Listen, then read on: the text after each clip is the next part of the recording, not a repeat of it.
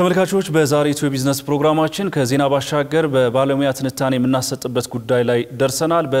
በዚህ ጉዳያችን ደግሞ የኢትዮጵያ ብሔራዊ ባንክ በተደጋጋሚ የሚያወጣቸው መመሪያዎችና አሰራሮች ምን ያክል የፋይናንስ ሴክተሩን አቅም እየሆነው ይገኛል የሚለው ደግሞ ዋና ጉዳያችን ይሆናል።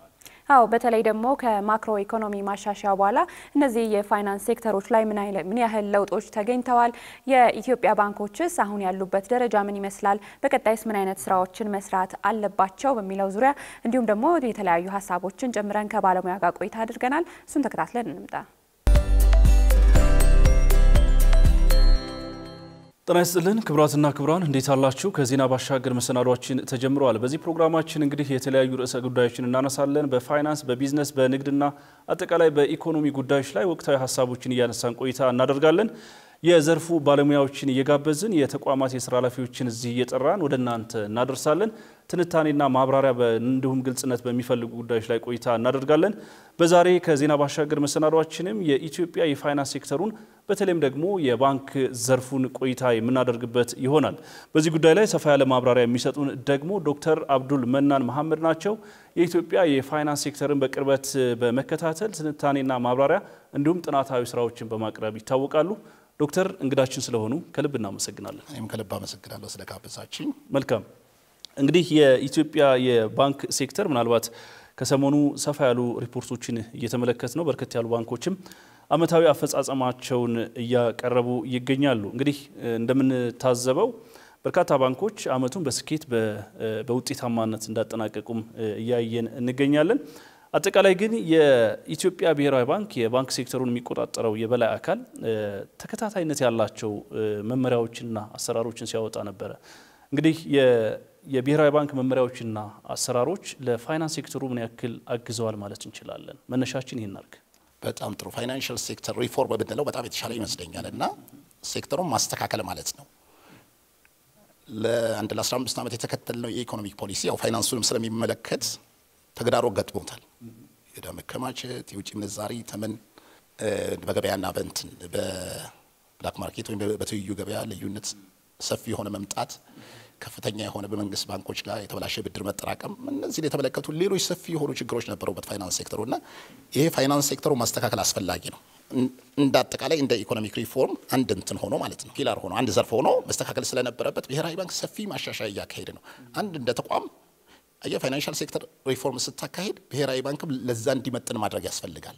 ለምሳሌ ቁጥጥር ያለበት የፋይናንስ ዘርፍ የሚያስፈልገው ብሔራዊ ባንክ ቁመናና በገበያ የሚመራ የብሔራዊ ባንክ ቁመና በጣም የተለያየ ስለሆነ አሁን ሙሉ ወደ ገበያ እየተሄደ ነው። እንደዚሁም ደግሞ ባንኪንግ ኢንዱስትሪ ውስጥ ብዙ ባንኮች እየገቡ ነው።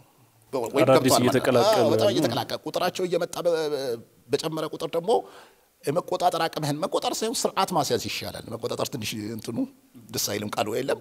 ስርዓት ማስያዝ ይገባል። ለምን ይሄን በአግባቡ እንዲሰራ ካስለ ለመምራት የሚያስችል አለበለዚያ ማተቆጣጠረው ከሆነ አንደኛ ለመጀመሪያ ለባንኪንግ ሴክተሩ አደጋ ነው፣ ሁለተኛ ደግሞ ለአጠቃላይ ለኢኮኖሚ አደጋ ነው የሚሆነውና ብሔራዊ ባንክ ማብቃት ያስፈልጋል። በዛ መልኩ ወደ ባንኮቹ ስትመጣ ፐርፎርማንሳቸው በጣም የሚደንቅ ነው። የባንኪንግ ኢንዱስትሪ ምናልባት ከተቋቋመበት የግሉ ባንክ ስንል እንደው ባለፈው 30 ዓመት እንደው አስደማሚ የምትለው ነው።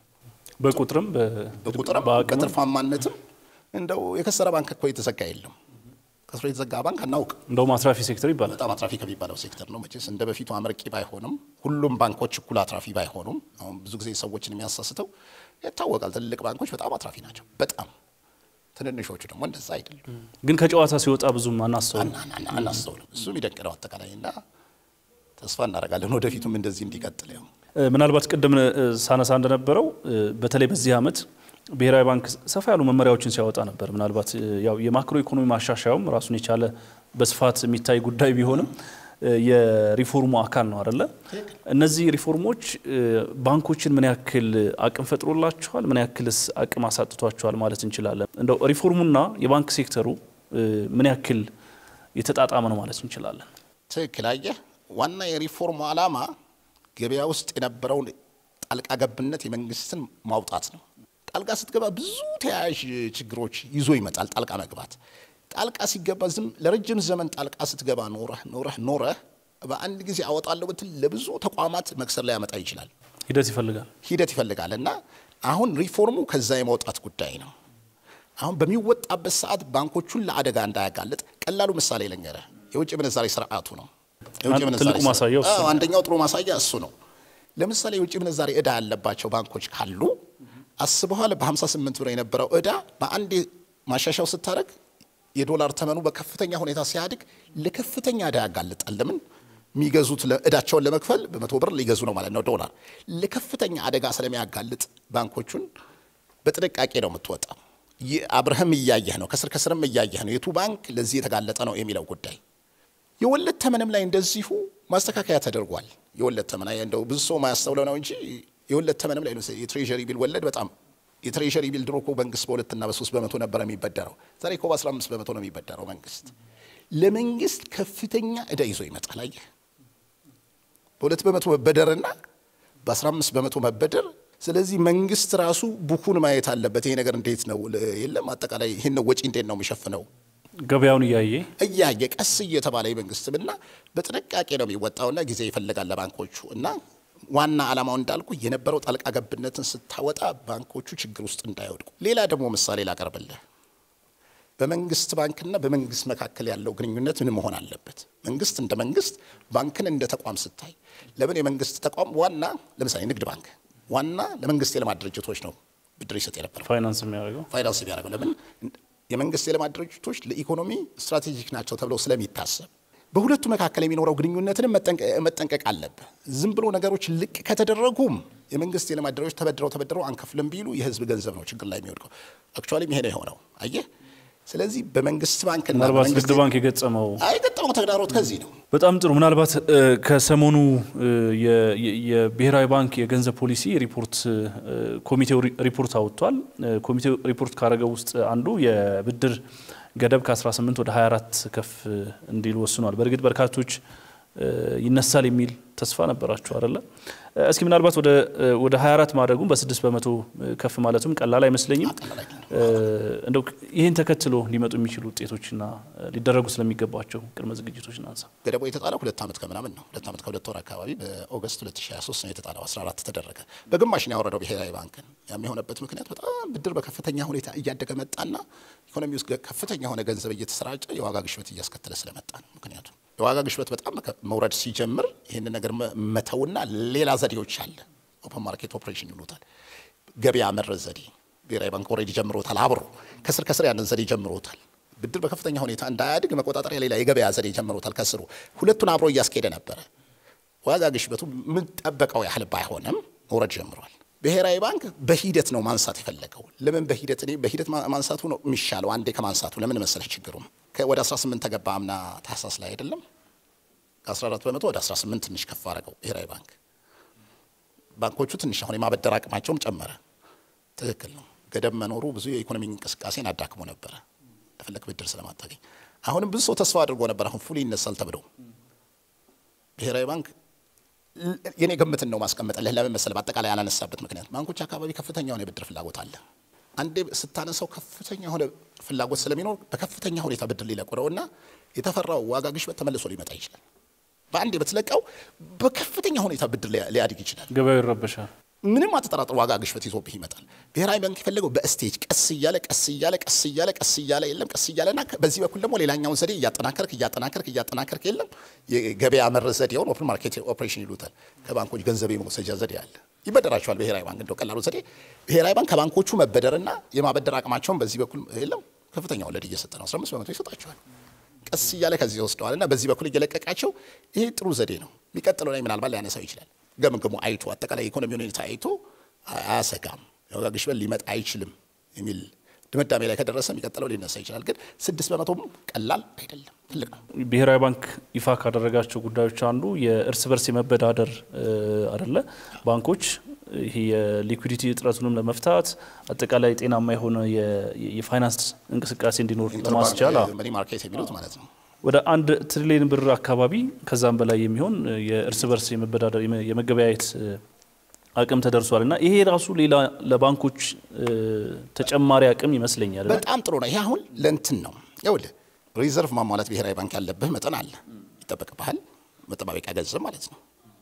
የሆነ ችግር ቢፈጠር ለተበዳሪዎችም ለመክፈል እንደሚውል ሌላም ዓላማ አለው ለገንዘብ ፖሊሲም ቢውል ግን ታሪካዊ ምክንያቱ የተወሰነ ገንዘብ ብሔራዊ ባንክ ማስቀመጥ አለበት በጥንቃቄ የተቀማጩ የተወሰነ ፐርሰንት ሁሉ ጊዜ ይለያያል 7.5% ይመስለኛል አሁን ከዛ ባሻገር ደግሞ ባይ ዘ ወይ በባንኮቹ መካከል ከፍተኛ ሂሳብ ማወራረድ አለ አንድ ሰው ከአንድ የግል ባንክ ወደ ንግድ ባንክ ቢያስተላልፍ ገንዘብ በንግድ ባንክና በዛ የግል ባንክ መካከል ሂሳብ ማወራረድ አለበት ስለዚህ ሁሉም ባንኮች ብሔራዊ ባንክ ባላንስ አላቸው የማወራረጃ የለም ፔመንት ኤንድ ሴትልመንት ይሉታል አሁን ችግሩ ከአንዱ ባንክ ወደ ሌላ ባንክ የሚሄደው ከፍተኛ ገንዘብ ከሆነ ብሔራዊ ባንክ ያለው ገንዘብ ኔጌቲቭ ይመጣል በጣም ከፍተኛ ቅጣት ነው የሚጥለው ብሔራዊ ባንክ ይሄን ነገር አይቀበለው ዝም ብሎ ኔጌቲቭ አታምጡ ነው የሚለው ነጋ ስለዚህ ይሄንን ነገር በመንድን ነው የምትወጣው መሰለ አንድ ትርፍ ያለው ገንዘብ ከፍተኛ ሆነ ትርፍ ለማወራረጃ ሂሳቡ ላይ ከፍተኛ ገንዘብ ያለው ባንክ አለ እንበል ይሄ ኢንተርባንክ መኒ ማርኬት መኖሩ በሁለት በባንኮች መካከል ገበያ መገበያየት ከቻልክ ዛሬ ከፍተኛ የሆነ ኔጌቲቭ ገንዘብ ቢኖር በቀኑ 10 ሰዓት ላይ ታይና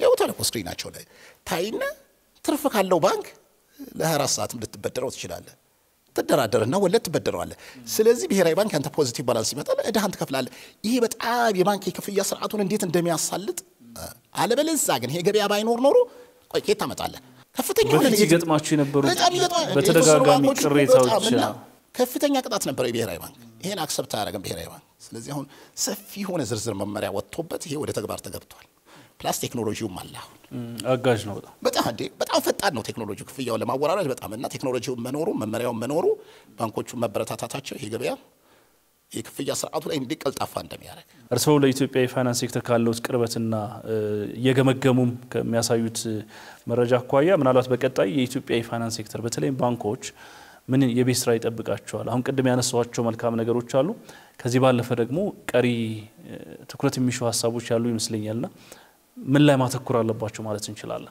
ሁለት ነገሮችን እኔ አንደኛው ቅድም እንዳነሳለው የብድር ጉዳይ ላይ በጣም ይሄ ኮንሰንትሬትድ የሆነ በጣም የተወሰነ ሴክተርና የተወሰነ እንትን ላይ ብቻ እንደ ሀገርም የሚያስኬድም አይመስለኝም የከለመዱት የአጭር ጊዜ ብድርም መወጣትም መቻል አለበት የረጅም ጊዜ አገር እንድታደግ ካስፈለገ ሎንግ ተርም ኢንቨስትመንት ከሌለ በፍጹም ማደግም አይቻልም ሎንግ ተርም ስለ በፋብሪካ ላይ ሊሆን ይችላል ኢንፍራስትራክቸርን ፋይናንስ ማድረግም ሊሆን ይችላል ይሄ ጉዳይ በጣም ሊያስቡበት ይገባል ባንኮቹ ተመችቷቸዋል ይሄ አጫጭር ጊዜ ብድር መስጠትና ጥሩ ትርፍ ማግኘት በጣም ስለተመቻቸው ያንን ብዙም አይፈልጉትም ሪፖርታቸውም ላይ ብታይ በጣም ትንሽ ፐርሰንቱ ነው ኢንዱስትሪና ግብርና ላይ የምታይ አገር ደግሞ በአገልግሎት ዘርፍ በጣም አያድግም እንደኛ ደግሞ 100 ምናምን ሚሊዮን ህዝብ ያለው ሁለቱ ሴክተሮች አደጉ እንደሆነ ግብርናው ማደግ አለበት የግድ ኢንዱስትሪው ማደግ አለበት ሰፊ የህብረተሰብ ክፍልን ሊሸከምልህም በስራ ቅጥር ይሄ ነው አንደኛ እሱ ሊያስቡበት ይገባል ምናልባት በመመሪያና በአሰራር መደገፍ ያለበት ይመስለኛል ይሄ ጉዳይ ችግሩ አንዳንዴ እኔ ከዛ የበለጠ ሁኔታውን ወደዛ እንዲገፋ ማድረግ ነው መመሪያ በታወጣባቸው ለምሳሌ አስቻይ ነገሮችን ሁኔታው ለምሳሌ ወደዛ ሴክተር እንዳያበድሩ ያረጋቸው ምንድነው የመረጃ አለመኖር ሴክተሩ ሪስክ መኖር የሥራ ፈጣሪ ሰው አለመኖር ስራ የሚፈጥሩ ሰዎች የለም ሐሳብ ያላቸው ሰዎች አለመኖር ይሄኛው ሴክተር በጣም አዋጭ መሆን የለም ለምንድን ነው የችርቻሮና የንግድ ሴክተር አገልግሎቱ በጣም አዋጭ ሆነውና ያኛው ለምንድን ነው ያላዋ የለም ሌላው ዓለም ላይ በጣም ከፍተኛ ኢንቨስትመንት አለ አይደል ያደጉ ሀገሮች ላይ ሌሎች ሴክተሮች ላይ እኛ ሀገር ላይ ለምን ትንሽ የተንሻፈፈ አይመስል የሀገር አቅም ደግሞ ዛኛው ነው ያለው ነው አጠቃላይ እንደህልውናም ስታስበው ያኛው ነው በሰርቪስ ሴክተር ስንት ሰው ልቀጥር ነው ምናልባት የብሔራዊ ባንክ ስራ አይመስለኝም የብሔራዊ ባንክ የመንግስትም እንደ መንግስትም የመንግስትም ስራ ነው ለምንድን ነው ማኑፋክቸሪንግ ላይ በሰፊው ማያበድሩት ለምንድን ነው ኢንተርፕረነሮች ለምንድን ነው እዛ አካባቢ የማይገቡት ለምንድን ነው የሚሸሹት ብዙ ነገር ይሸሻል አይደል እዛ አካባቢ ያለውን የሚገባ ነጋዴና ኢንተርፕረነር ካለ then ባንኮቹም ደግሞ ፈንድ የሚያደርጉበት እዛ አካባቢ ኢምፖርታንት ነው ይሄ ኮንሰንትሬሽኑ በጣም ጥቂት ነጋዴ ጥቂት ሴክተር ላይ መቀጠልም የለበትም በጣም እናመሰግናለን ተመልካቾች በዛሬው ቢዝነስ ፕሮግራማችን ከዜና ባሻገር መሰናዷችን በስፋት የተመለከትነው ጉዳይ የኢትዮጵያ የፋይናንስ ሴክተሩን በተለይም ደግሞ የባንክ ዘርፉን ነበር በተለይም ደግሞ የኢትዮጵያ ብሔራዊ ባንክ ከቅርብ ጊዜ ወዲህ ያወጣቸው ስለሚገኙ ተከታታይነት ያላቸው መመሪያዎች ለፋይናንስና ለባንክ ሴክተሩ ምን ያክል አቅም ፈጥረዋል ምንስ መሰራት አለባቸው በሚሉት ጉዳዮች ላይ ሰፋ ያለ ቆይታ አደረግን እንግዳችን የነበሩት ዶክተር አብዱል መናን መሐመድ ናቸው የኢትዮጵያ የፋይናንስ ሴክተርን በቅርበት በመተንተንና ጥናታዊ ስራዎችን በማከናወን ይታወቃሉ ዶክተር እንግዳችን ስለነበሩ ለሰጡን ሐሳብ ከልብ እናመሰግናለን እኔም ከልብ አመሰግናለሁ መልካም ተመልካቾች በዛሬው ቢዝነስ ፕሮግራማችን በአጫጭር ኢትዮጵያ ዓለም አቀፍ አበዳሪ ተቋማትን የብድር ጥያቄን በተመለከተ የኢትዮጵያ ብሔራዊ ባንክ የውጭ ምንዛሬ ጨረታና 6 የኢትዮጵያ ባንኮች በአፍሪካ 100 ባንኮች ዝርዝር ውስጥ መካተታቸውን ተመለከትን አው በዝርዝር ጉዳያችን ደግሞ የፋይናንስ ሴክተሩን አንስተን ከባለሙያ ጋር ቆይታ አደረግን። በሁነትም ደግሞ የአፍሪካ ኢሞቢሊቲ ዊክ ምን ይመስል ነበር የሚለውን አጠቃላይ ሁኔታ ስናስቃኛችሁ ነበር። ቃል ኪዳን ታደሰና ጥላሁን አያሌው ከመላ የስቱዲዮ ባለሙያዎች ጋር አብረናችሁ ቆየን። በቀጣይ ፕሮግራማችን እስከምንገናኝ ጤና ይስጥልን።